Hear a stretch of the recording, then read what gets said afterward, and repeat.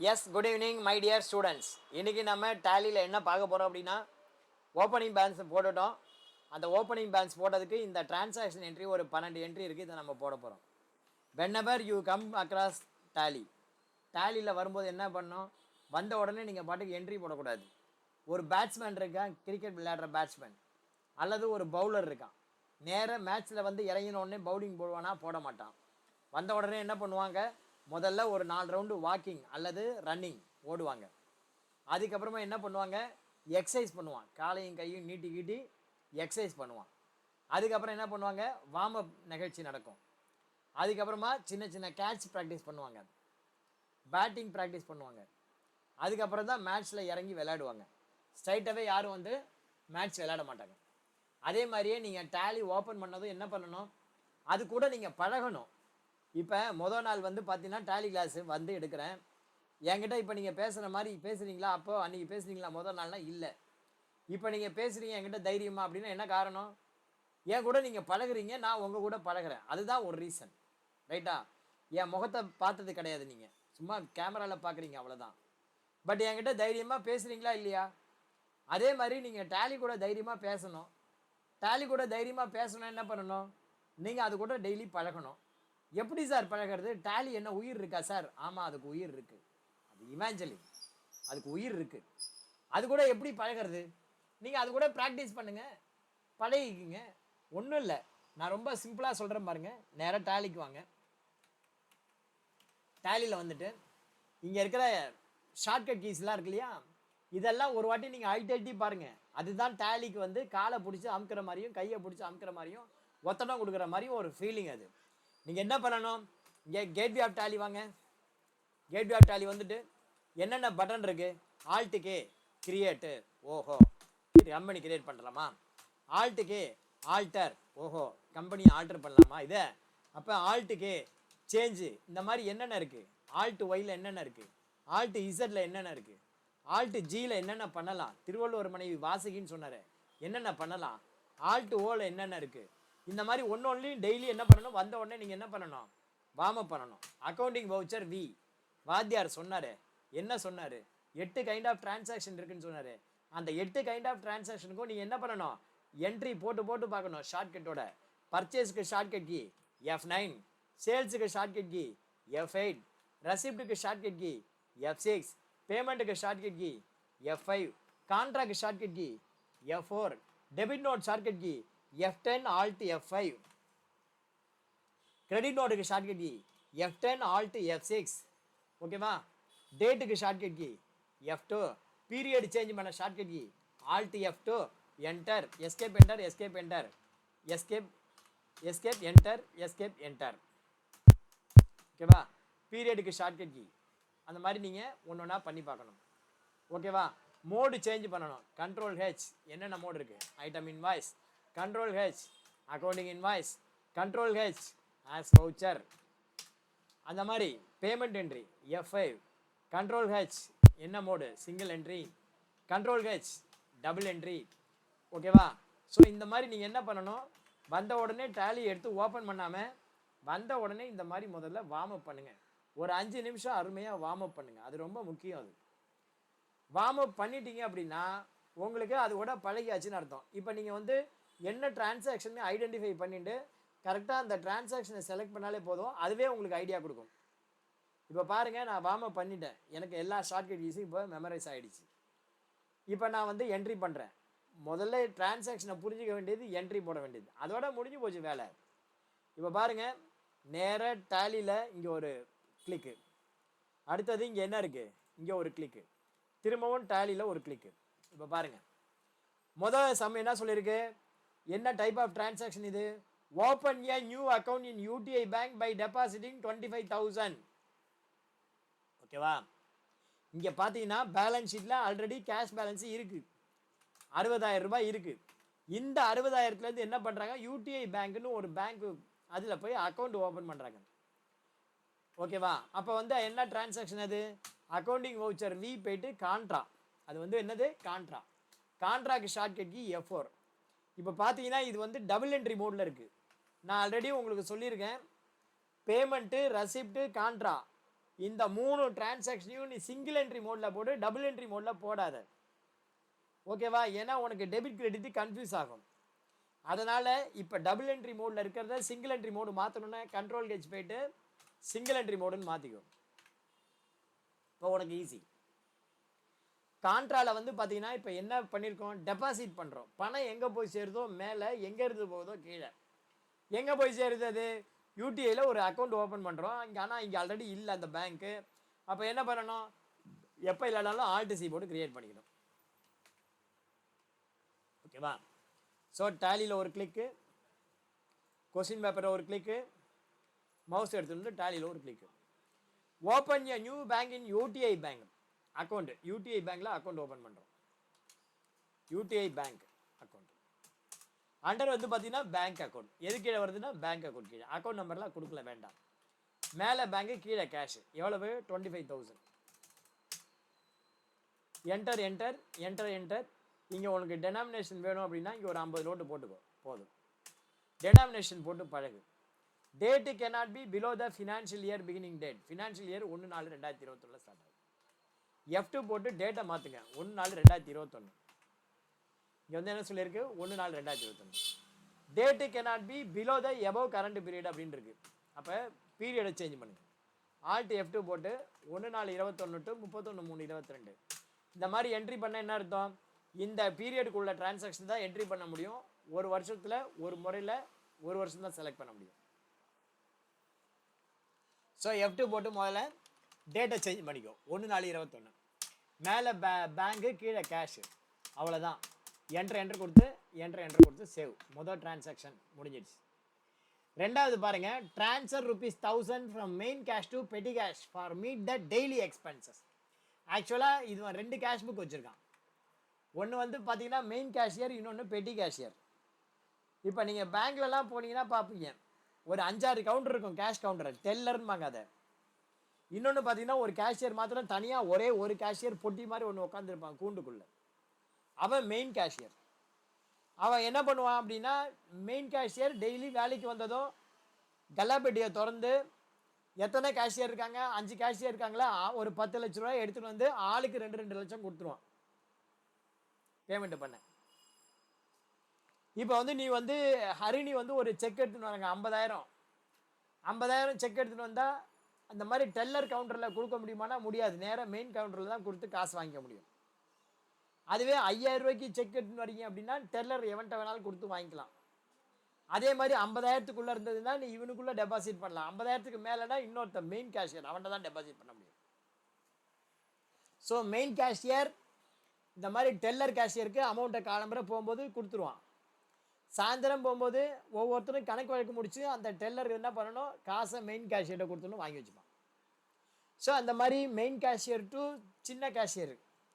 ஒரு கம்பெனி இருக்குன்னா பெட்டி கேஷியர்னு ஒருத்தர் இருப்பான், ஒரு சின்ன அமௌண்ட் வச்சுட்டு. அவன் எதுக்காகனா இந்த சின்ன சின்ன செலவுகள்லாம் பார்ப்பான், டீ காஃபி கொடுக்கறது இதெல்லாம். மெயின் கேஷியர் பெரிய அமௌண்ட்டை டீல் பண்ணுவான், 1 லட்சம் 2 லட்சம் அப்படி டீல் பண்ணுவான். ஸோ அந்த மாதிரி டீல் பண்ணுறதுக்கு என்ன பண்ணுறான், பெட்டி கேஷியர் மெயின் கேஷியர் கொண்டு போகிறான். இது வந்து பார்த்தீங்கன்னா கான்ட்ரா. பெட்டி கேஷ்லேருந்து மெயின் கேஷ்க்கு எடுத்துன்னு போகிற அந்த அமௌண்ட்டுக்கு பேர் என்ன அப்படின்னா கான்ட்ரா அப்படின்னு பேர். ஓகேவா? ஸோ அதுவும் ஒரு கான்ட்ரா தான். பெட்டி கேஷ்லேருந்து மெயின் கேஷ்லேருந்து பெட்டி கேஷ் போகுது. ஸோ டேலியில் வந்து கான்ட்ராக்ட் F4 ஆல்ட்-C போய்ட்டு இங்கே வந்து பெட்டி கேஷ் அப்படின்னு ஒரு லெட்ஜர் கிரியேட் பண்ணுங்கள். பெட்டி கேஷ் எது கீழே வரணும் அப்படின்னா கேஷின் கார்டு கீழே தான் வரணும். Petty cash account debit, cash account credit. எவ்வளோடானா 1000 rupees. இதுவும் ஒரு வகை கான்ட்ரா தான். அடுத்தது outstanding AMC charges cleared through cash as on 1/4/21. இது வந்து என்ன டைப் ஆஃப் டிரான்சாக்ஷன்? இது அவுட்ஸ்டாண்டிங் ஏஎம்சி சார்ஜஸ் பெய்டுங்கிறது பேமெண்ட்டு. எஃப்ஐல போங்க, எப்படி கொடுத்துருக்காங்க பாருங்க, கேஷாக கொடுத்துருக்காங்க. ஸோ கேஷை செலக்ட் பண்ணிக்கோ. இங்கே அவுட்ஸ்டாண்டிங் ஏஎம்சி சார்ஜஸ் செலக்ட் பண்ணு. இங்கே லெட்ஜரில் எவ்வளோ இருக்குன்னா 6,000 ரூபா இருக்குது. கேஷ் இருக்கா பார்த்துக்கோ, இருக்குது 6,000 ரூபா. அவ்வளோதான். என்ட்ரு கொடுத்து சேவ் பண்ணிவிட்டு இங்கே 0 ஆகிடும். அடுத்தது பாருங்கள், paid ₹25,000 to A K enterprises through cheque and adjust the full amount of first bill and rest of the amount from second bill. இப்போ ஏகே என்டர்பிரைசஸ்க்கு நீங்கள் 25,000 பேமெண்ட் கொடுக்குறீங்க. மொதல் பில் ஃபுல்லாக அட்ஜஸ்ட் பண்ணிவிட்டு பேலன்ஸை 2வது பில்லுக்கு வச்சுக்கோங்கிறான். இப்போ ஏகே என்டர்பிரைசஸ் லெட்ஜரை எப்படி பார்க்கலாம்? Gateway of Tally, display, accounts book, ledger. A K enterprises select பண்ணுங்க. செலக்ட் பண்ணி பில் வைஸ் டீடைல் பார்க்க எஃப்ஐ பில் வைஸ்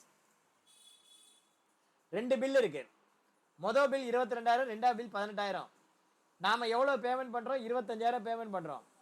அப்போ இந்த பில்லுக்கு 22,000 சரியாக போச்சு. பாக்கி இருக்கிற 3,000 எந்த இதில் அட்ஜஸ்ட் பண்ணுறோம்னா இந்த பில்லில் அட்ஜஸ்ட் பண்ணுறோம், ரெண்டாவது பில்லை அட்ஜஸ்ட் பண்ணுறோம். ஸோ இப்போ நம்ம என்ன டிரான்சாக்ஷன் அது? பெய்டுன்ட்டான், பேமெண்ட்டு. அக்கௌண்டிங் வவுச்சர் தி பேமெண்ட்டு. என்னைக்கு பெய்டு பண்ணுறான்? டேட்டு கொடுத்துருக்கா? இருக்குது, 1 தான். எப்படி பெய்டு பண்ணுறான்? செக்குன்னு இருக்கான், SBI check. So SBI account அதை செலக்ட் பண்ணிக்கோ. எஸ்பிஐ ஓடியா என்னன்னு பாரு, எஸ்பிஐன்னு தான் கொடுத்துருக்கு. ரைட். யாருக்கு நம்ம பணம் கொடுக்குறோம்? ஏகே என்டர்பிரைசஸ்க்கு பணம் கொடுக்குறோம். இங்கே அமௌண்ட் இருக்கா? இருக்குது, 3,25,000 இருக்குது. பரவாயில்ல. எவ்வளோ தரோம்? 25,000 தரோம். எப்படி இதை அட்ஜஸ்ட் பண்ணுறது? மொதல் பில் 22,000, பாக்கி இருக்கிறத ரெண்டாவது பில்லில் அட்ஜஸ்ட் பண்ண சொல்கிறோம். அப்போ ரெண்டாவது பில் 18,000ல் 3,000 போயிடுச்சுன்னா இன்னும் 15,000 தர்றோம். அவ்வளோதான். என்ட்ரு கொடுங்க. இங்கே இன்ஸ்ட்ருமெண்ட் நம்பர் கொடுத்துருக்காங்க. இந்த இன்ஸ்ட்ருமெண்ட் நம்பர் 500-125, அதை இங்கே போட்டுக்கோ. ரைட்டா? அடுத்தது மணிஷ் ட்ரேடர். மணிஷ் ட்ரேடருக்கு நம்ம 24,500 கொடுக்குறோம். Paid 24,500 to Manish trader through check as on 2/4/21 against their 2 bill and rest of the amount treated as discount received அப்படின்ற. மணிஷ் ட்ரேடர் இப்போ எவ்வளோ தரணும்னு பாருங்க. பேங்க் அக்கௌண்ட்டை செலக்ட் பண்ணிக்கோ, எஸ்பிஐ அக்கௌண்ட்டு. மணிஷ் ட்ரேடரை செலக்ட் பண்ணுங்க. மணிஷ் ட்ரேடருக்கு நம்ம 26,000 தரணும். அதில் 24,500 தரோம், பாக்கியை வந்து டிஸ்கவுண்ட் ரிசீவ்டு. அப்போ என்ன பண்ணணும்? முதல்ல என்டையர் அமௌண்ட்டையும் போட்டு பில்லை அட்ஜஸ்ட் பண்ணிவிடும். 26,000 போட்டு இந்த 2 பில்லையும் முதல்ல அட்ஜஸ்ட் பண்ணிவிடுங்க. மிச்சம் இருக்கிறது ஆன் அக்கௌண்ட்டில் போடணும். ஏன்னா ஆன் அக்கௌண்ட்டில் தான் இருக்குது. மணிஷ் ட்ரேடருக்கு வந்து ஆன் அக்கௌண்ட் இருக்குது. ஸோ ஆன் அக்கௌண்ட்டில் போட்டுக்கோ. மணிஷ் ட்ரேடர் அக்கௌண்ட் எப்படி இருக்குன்னு காட்டணும் பாருங்கள். பார்க்கணுன்னா display, accounts book, ledger, Manish trader. அங்கே போயிட்டு எஃப்ஐ பில் வைஸ் போட்டிங்கன்னா 2 பில் இருக்குது, 1 ஆன் அக்கௌண்ட் இருக்குது.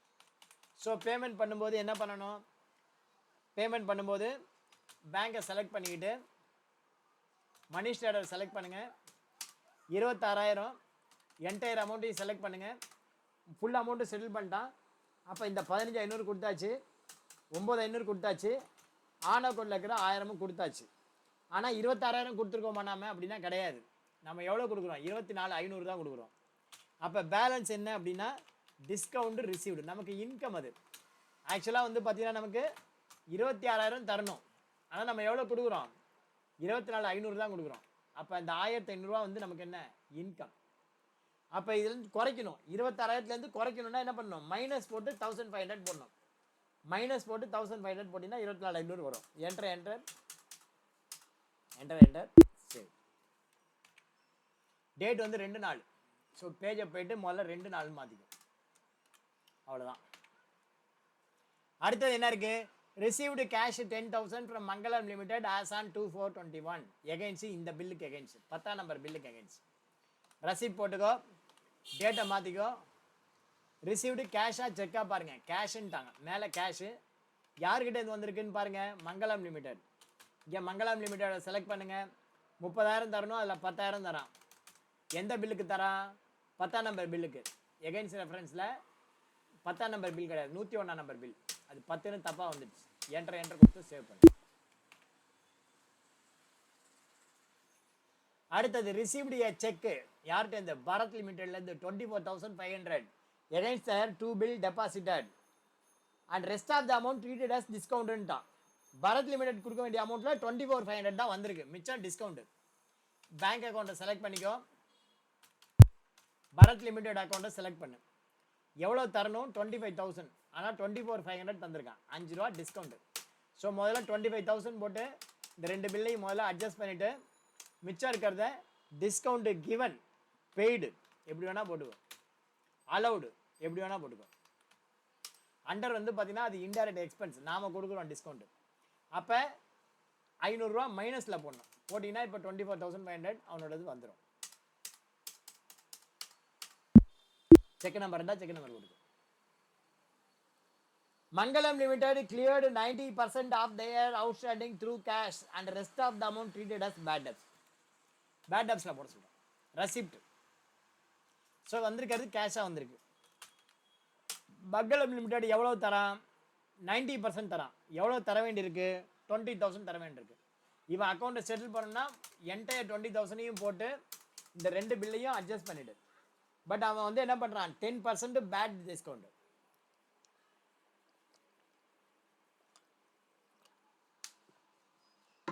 வந்து பார்த்தீங்கன்னா என்னது? பேட் டெப்ஸில் போட சொல்கிறாங்க. ஆல்ட் சி போட்டு பேட் டெப்ஸ் வராக்கடன் அண்டர் இன்டைரக்ட் எக்ஸ்பென்ஸ். இங்கே வந்து பார்த்தீங்கன்னா எவ்வளோ போடணும்? வராக்கடன் 10%. 20,000க்கு 10% எவ்வளவு? 2,000 ரூபாய். ஸோ அவன் 18,000 கொடுத்துருக்கான்னு அர்த்தம். அவ்வளோதான். அடுத்தது பாருங்க, 550 paid cash for general expenses. General எக்ஸ்பென்சஸ்க்கு பேமெண்ட் எதில் இருந்து பேமெண்ட் பண்ணுறோன்னு சொல்லலை. ஸோ கேஷ்லேருந்து பேடு பண்ணதான் வச்சுப்போம். ஆல்ட் சி போய்ட்டு லெட்ஜர் கிரியேட் பண்ணிக்கோ. இங்கே லெட்ஜர் கிரியேட் பண்ணுறதுக்கு shortcut key alt C voucher entry மோடில். ஜென்ரல் எக்ஸ்பென்சஸ் அண்டர் வந்து பார்த்தீங்கன்னா இன்டைரக்ட் எக்ஸ்பென்சஸ் கீழே வரணும். 550 என்டர் சேவ். அடுத்தது பாருங்க, purchased furniture 15,000 from Style Spa dated. இதுலேருந்து பர்ச்சேஸ் பண்ணுறோம் நம்ம. ஓகேவா? பர்ச்சேஸ் பண்ணுறோம். இது வந்து டைப் வந்து purchase of fixed asset. So வந்து என்ன பண்ணணும்? பர்ச்சேஸ்க்கு ஷார்ட்கட் F9. இது வந்து இன்வென்ட்ரி. ஃபிக்ஸடு வந்து இன்வென்ட்ரியில் போடக்கூடாது. ஓகேவா? ஃபிக்ஸட் அசட்டை இன்வென்ட்ரியில் போடக்கூடாது. அக்கௌண்டிங் வவுச்சரில் தான் போடணும். லெட்ஜராக தான் ட்ரீட் பண்ணணும். அப்போ கண்ட்ரோல் ஹெச் போயிட்டு அக்கௌண்டிங் இன்வாய்ஸ் அப்படின்னு மாற்றிக்கோ. என்னைக்கு பர்ச்சேஸ் பண்ணியிருக்கோம்? 2 நாள். எப்படி பண்ணியிருக்கோம்? 1/7 எப்படி பண்ணியிருக்கோம்னா ஸ்டைல் ஸ்பா அப்படிங்கிறது வாங்கியிருக்கோம். F2 போட்டு 1/7/2021. இன்வாய்ஸ் நம்பர் இருக்கா? இருக்கு. அசட் 1 இன்வாய்ஸ் நம்பர் ASST1 அப்படின்னு இருக்கு. யார்கிட்ட இருந்து பர்ச்சேஸ் பண்ணியிருக்கோம்? Style spa. கம்பெனி பேர் ஸ்டைல் ஸ்பா. ஆல்ட் சி போட்டு style spa under sundry creditor போட்டு கண்ட்ரோல் ஏ. இந்த இடத்துல ஆல்ட் சி போயிட்டு லெட்ஜராக போடணும். இன்வென்ட்ரியாக போடக்கூடாது, லெட்ஜராக. ஆல்ட் சி இங்கே வந்து பார்த்தீங்கன்னா alt C furniture under fixed assets அது கீழே போடணும். எவ்வளவு ஃபர்னிச்சர்? 15,000. 15,000. New reference enter. அடுத்தது பாருங்க, இது வந்து ரெசிப்ட் என்ட்ரி. ரிசீவ்டுன்னு இருக்கான். ரிசீவ்டு இன்ட்ரெஸ்ட் ஆன் டிபெஞ்சர் 6,500 ரூபா through ABN AMRO cheque and deposit into SBI bank. Receipt bank வந்து SBI செலக்ட் பண்ணிக்கோ. F2 போட்டு டேட்டா மாற்று. 2/4/21. எந்த அமௌண்ட் வந்திருக்கு? Interest on debenture income. இது ஆல்ட் சி போயிட்டு இன்ட்ரெஸ்ட் ஆன் டிபெஞ்சர் அண்டர் வந்து நமக்கு indirect income, not direct income, indirect income. எவ்வளோ வந்திருக்குன்னா 6,500 ரூபா வந்திருக்கு.